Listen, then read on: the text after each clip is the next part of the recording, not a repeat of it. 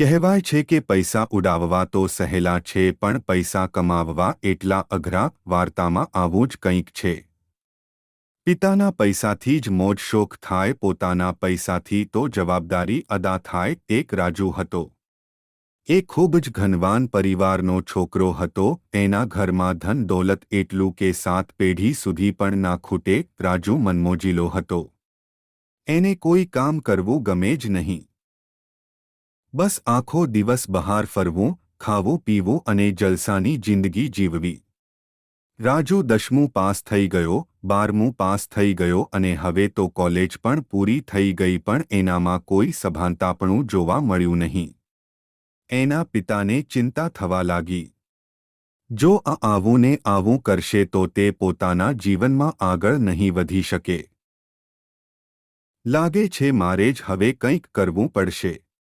રાજુના પિતાએ કોલેજ પત્યાના 6 મહિના તો રાહ જોવું કે હવે એ શું કરવા ઈચ્છે છે, પણ એ તો એટલો બધો હુટ્ટો થઈ ગયો હતો કે એની કોઈ હદ જ નહીં.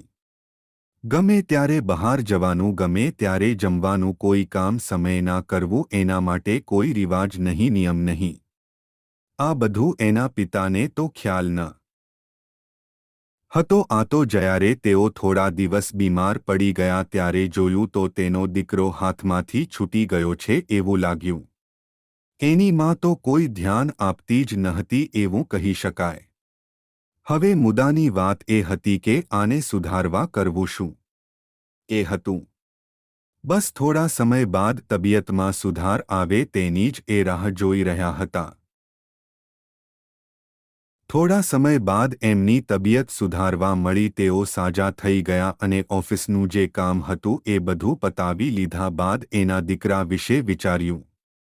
એક દિવસ સવારની વાત છે. એમણે દીકરાને કહી દીધું કે આજે તું મને પૈસા કમાવીને આપ, જેટલા મળે એટલા. જો ના લાવ્યો તો ઘરમાંથી કાઢી મૂકીશ.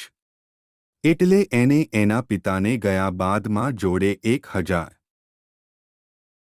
રૂપિયા માંગ્યા અને એની માં એ આપી પણ દીધા. જ્યારે એના પિતા સાંજે આવે છે, જમી લીધા બાદ નિરાતે એના દીકરાને બોલાવીને કહે છે કે આજે દિવસ કેવો રહ્યો, તો એનો દીકરો એના પિતાને 1000 રૂપિયા આપી દે છે અને એના પિતા કહે છે જા આ 1000 રૂપિયા પેલા દરિયામાં ફેંકી આવ. એટલે એનો દીકરો એ 1000 રૂપિયા દરિયામાં ફેંકી દે છે. શક તો એમણે પડી ગયો. દાળમાં કશું કાળું છે એટલે એમને એની માને થોડા દિવસ પિયર એટલે કે પોતાના ઘરે મોકલી દીધી. બીજા દિવસે સવારે આની આ જ વાત થઈ. આજે પણ તું પૈસા કમાવીને લાવજે, નહીં લાવે તો ઘરની બહાર કાઢી મૂકીશ. હવે શું કરે એ મમ્મી તો હતી નહીં તો પૈસા કોની જોડેથી લે? એટલામાં એની બહેન ચા આપવા આવી તો એને એની બહેન પાસેથી 500 રૂપિયા લઈ લીધા. જ્યારે સાંજે એના પિતા આવ્યા, જમીને નિરાતે એના દીકરાને બોલાવ્યો અને એનો એ જ સવાલ પૂછ્યો. ત્યારે જે પૈસા આપ્યા હતા એની બહેને એ પૈસા પણ દરિયામાં ફેંકી દીધા.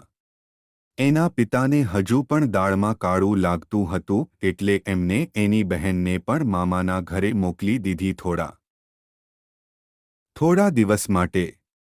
કાલે પાછી નવી સવાર પડી અને આજે પણ એની એ જ વાત. આજે પણ તારે પૈસા કમાવીને લાવવાના છે, જો નહીં લાવે તો ઘરમાંથી કાઢી મૂકીશ. હવે એ કરે શું? મમ્મી પણ ઘરે નહીં, બહેન પણ ઘરે નહીં, એટલે આજે એ સાચામાં જ કામ કરવા ઘરેથી નીકળ્યો. સાંજ પડી ગઈ. પાછો આજે પણ એનો એ સવાલ. બોલ બેટા, કેવો રહ્યો આજનો દિવસ? આજે કેટલા પૈસા કમાવીને લાવ્યો છે? તો એનો દીકરો કહે આજે તો બસ 100 રૂપિયા જ મળ્યા. સારું, તો આ 100 રૂપિયા પેલા દરિયામાં ફેંકી આવ. આજે તો એના દીકરાએ સાચી રીતે મહેનત કરી હતી એટલે એ 100 રૂપિયા દરિયામાં ફેંકવાની ના પાડી અને કહ્યું, શું પપ્પા, આજે તો કામ કરીને મારા હાથ દર્દ કરે છે અને કમરમાં પણ દુખાય છે. આ તો મહેનતના પૈસા, આમ કેમ હું 100 રૂપિયા દરિયામાં ફેંકી દઉં? ત્યારે એમને ખબર પડી કે આજે મારો દીકરો સાચે જ મહેનત કરીને આવ્યો છે. પછી એના પિતાએ પૈસાનું મહત્વ સમજાવ્યું. ત્યારે એને ભાન થયું કે પૈસા જેટલા આસાનીથી વાપરી સહાય છે એટલી આસાનીથી કમાવી શકાતા